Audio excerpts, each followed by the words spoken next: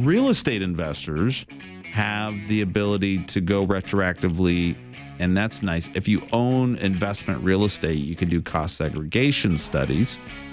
We shorten it and call it cost seg just because that's a lot of syllables there. Yeah. Goodness.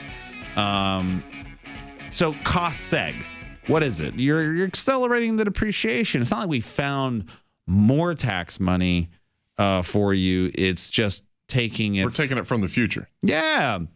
We're taking it out. We're borrowing it. Which is a cash flow strategy, right? Think about it. Would you rather all of a sudden, hey, I don't have to pay as much tax in the next 5 years versus getting this little tiny deduction over 30 some years of his commercial property? It's 27 on a residential. Of course, it's a no-brainer.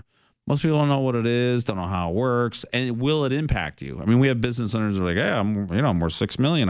This probably makes sense." I'm like, no, it doesn't. You don't pay enough tax. It's not worth doing the study. If you're making 40%, or are you not making? If you're paying 40% in tax, then it probably makes sense to do it. But those are things that you can do retroactively. You need to have the real estate piece in service. But thanks for watching. You want to learn more? Check out these recommended videos on screen.